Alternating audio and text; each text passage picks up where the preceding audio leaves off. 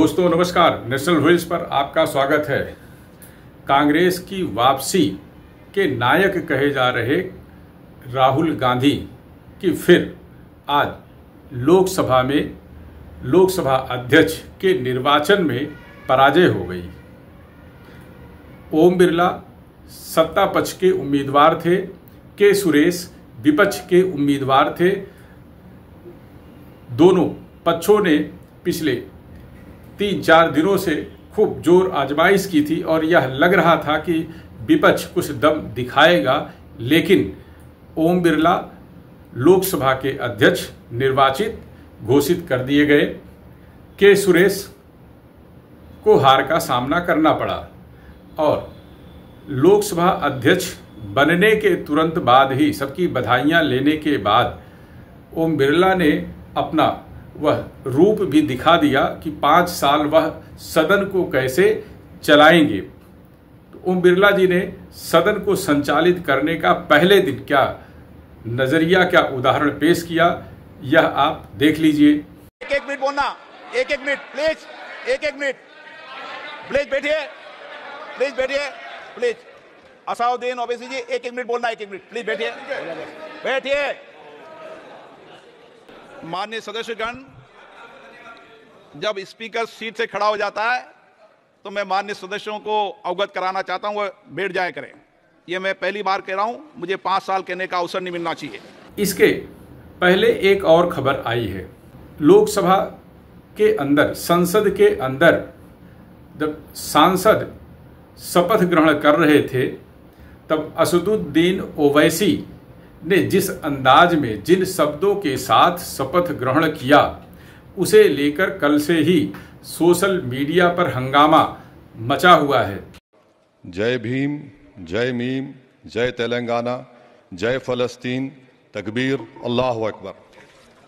तमाम लोग असदुद्दीन ओवैसी की यह कहकर आलोचना कर रहे हैं कि उन्होंने शपथ ग्रहण में ना तो जय हिंद बोला, ना जय भारत बोला, केवल अल्लाहु अकबर और जय फलस्तीन का नारा लगाकर अपने शपथ ग्रहण किया। साथ ही यह मंशा भी दिखा दी कि वह कौन सी राजनीति कर रहे हैं। फलस्तीन एक अलग देश है। 1948 में इजरायल और फलस्तीन 2 अलग अलग देश बने। भारत ने फलस्तीन को मान्यता भी दी है। संसद ने भारत के जिस संविधान को मान्यता दी है, उस संविधान में यह लिखा गया है कि कोई भी सांसद यदि किसी दूसरे देश में अपनी आस्था प्रकट करता है तो उसके संसद सदस्यता निरस्त की जा सकती है। इसी आधार पर वरिष्ठ अधिवक्ता हरिशंकर जैन और उनके पुत्र विष्णु शंकर जैन ने इस मामले को लेकर अदालत में जाने का फैसला किया है। हरिशंकर जैन ने कहा वह इस मामले को निर्वाचन आयोग के सामने भी उठाएंगे। हैदराबाद से निर्वाचित असदुद्दीन ओवैसी साहब ने भी कल शपथ लिया और शपथ लेने के ठीक बाद उसी स्टेज से उन्होंने जय फिलिस्तीन का नारा लगाया। जय फिलिस्तीन का नारा उस मन से लगाना यह साबित करता है कि वो कहीं न कहीं से विदेशी शक्तियों से मिले हुए हैं और उस राज्य के प्रति उनका समन्वय है, उनका झुकाव है। भारतीय संविधान का अनुच्छेद 102 में साफ लिखा है कि जो व्यक्ति इन एलिजेंस और एडियरेंस जो फॉरेन स्टेट होगा वो अयोग्य माना जाएगा, डिस्क्वालीफाई माना जाएगा।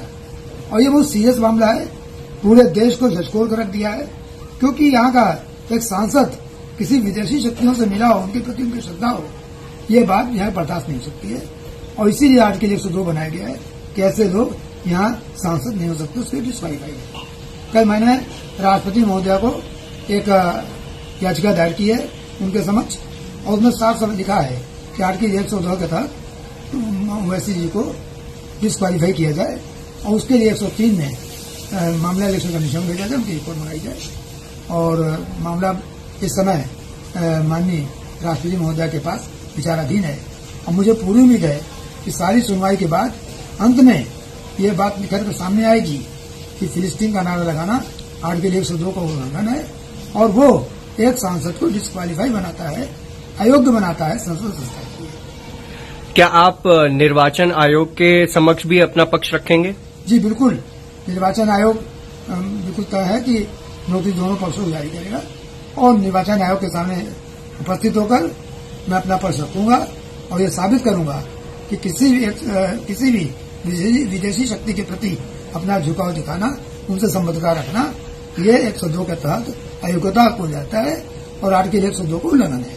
और आर्टिकल 102 बनाने का पर्पज यही है कि कोई व्यक्ति, भारत में रहने वाला कोई व्यक्ति किसी विदेशी राज्य के साथ किसी प्रकार का झुकाव या उनके साथ स्नेह न रखे। भारतीय संविधान में जो कानून है उस कानून का हवाला देते हुए उन्होंने कहा कि असदुद्दीन ओवैसी ने जो कुछ भी कहा संसद भवन के अंदर अपने शपथ ग्रहण के दौरान वह सरासर गलत है, उनकी सदस्यता निरस्त की जानी चाहिए। हालांकि हैरत इस बात पर है कि जब असदुद्दीन ओवैसी शपथ ग्रहण कर रहे थे उस वक्त न तो पीठ की तरफ से उन्हें इसके लिए टोका गया, न ही सदन के अंदर किसी अन्य सांसद ने किसी अन्य राष्ट्र के प्रति भक्ति दिखाने के मामले को लेकर ओवैसी को टोका भी नहीं।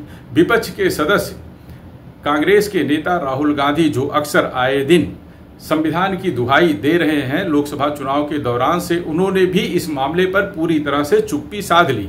सत्ता पक्ष के भी किसी सदस्य ने इस पर टोका टाकी नहीं की, ना हो हल्ला किया, ना हंगामा किया।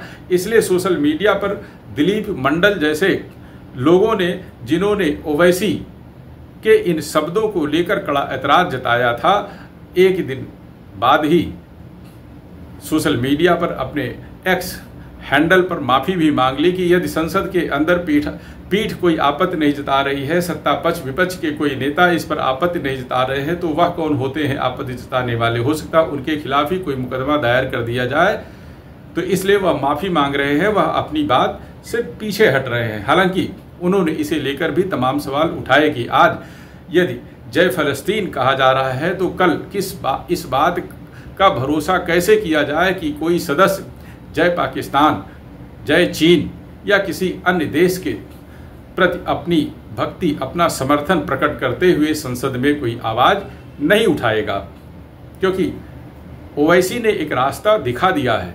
यदि इस पर विरोध नहीं हुआ, यदि उनके खिलाफ कार्रवाई नहीं हुई, तो तय मानिए कि जय पाकिस्तान, जय चीन जैसे शब्द भी भारतीय संसद के अंदर सुनाई दे सकते हैं। जय खालिस्तान जैसे शब्द संसद के अंदर सुनाई दे सकते हैं, क्योंकि संसद के जो लोकसभा चुनाव हुआ उसमें 3 ऐसे लोग भी सांसद चुनकर पहुंचे हैं, जिनमें से एक खालिस्तान का समर्थक है, एक स्वतंत्र कश्मीर का समर्थक है, जो कश्मीर में आतंकवाद फैला हुआ है उसका समर्थक है। वह उग्रवादी, देश विरोधी घटनाओं के आरोप में देश विरोधी कानून के तहत जेल में बंद है। जेल से रहकर 3 ऐसे लोग जो भारत के खिलाफ काम करते हैं वह संसद भवन में पहुंचे हुए हैं।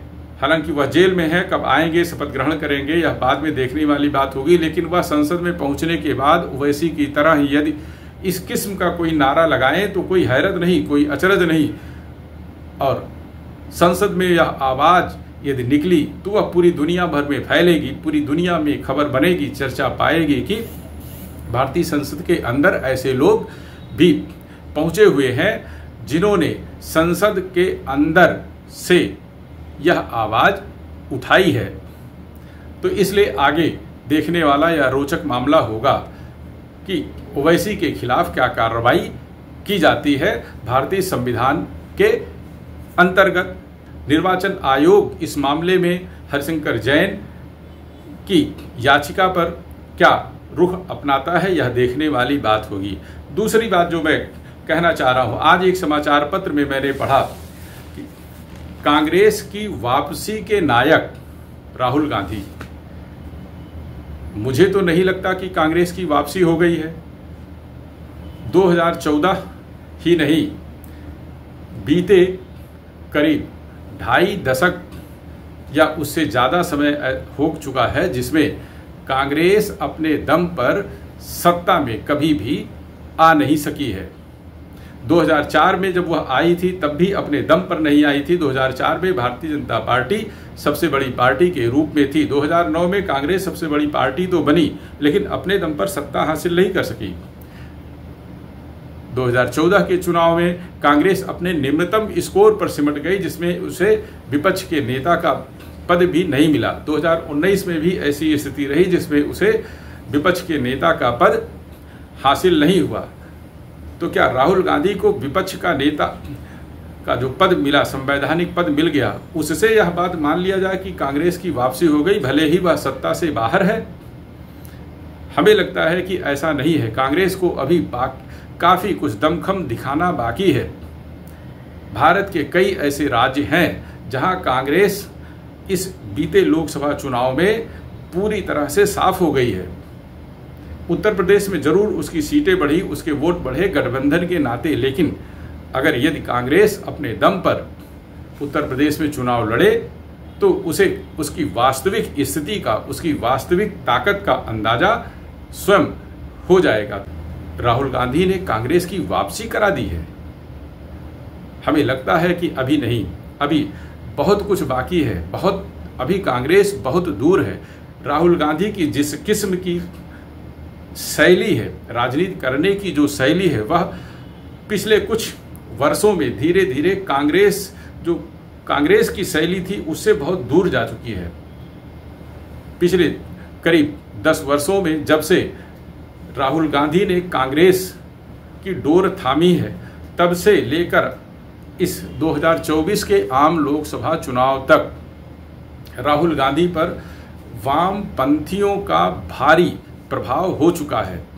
उनके शब्द, उनकी भाषा, उनके द्वारा घोषित की जाने वाली जो उनके घोषणा पत्र में शामिल की गई नीतियां थी, वह सब के सब वामपंथियों से बेहद प्रभावित दिखते हैं।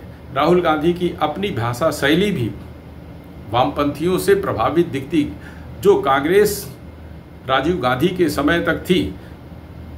ठीक है, जो चुनाव के दौरान जो प्रत्याशी खड़े किए जाते हैं वह जातियों के आधार पर, जातियों के संतुलन के आधार पर तो प्रत्याशी घोषित किए जाते हैं।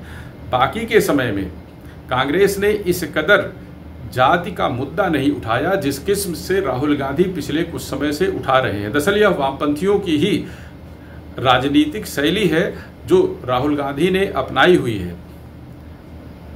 अन्य तमाम ऐसे मुद्दे भी हैं जो कांग्रेस की शैली से इतर हैं। इंदिरा गांधी, जवाहरलाल नेहरू, राजीव गांधी के जो तमाम सोशल मीडिया पर वक्तव्य पड़े हैं, राहुल गांधी उन वक्तव्यों से बिल्कुल इतर, एकदम यू टर्न लेकर के नई तरीके की बात अब करने लगे हैं। तो कांग्रेस कहाँ है, यह आने वाले दिनों में साफ होगा। अभी 2027 में उत्तर प्रदेश विधानसभा का चुनाव होना है, इसमें भी यह दिख जाएगा कि सपा और कांग्रेस की गठबंधन वाली जो इंडिया गठबंधन है वह कहाँ अपने को मौजूद पाती है, इसमें कांग्रेस कितनी सीटें जीत पाती है। और यदि कांग्रेस अपने दम पर सत्ता प्राप्त कर लेती तो ऐसा समझा जाता कि कांग्रेस की वापसी राहुल गांधी ने करा दी है। वह कांग्रेस के ही नहीं बल्कि भारत के नए नायक बन सकते थे, लेकिन अकेले कांग्रेस नहीं, जिस इंडिया गठबंधन का वह नेतृत्व करने का दावा कर रहे थे वह गठबंधन भी सत्ता की पहुंच से दूर रह गया। भाजपा भी अकेले दम पर 2024 के आम चुनाव में सबसे बड़ी पार्टी तो उभरी, लेकिन अकेले दम पर सत्ता नहीं प्राप्त कर सकी।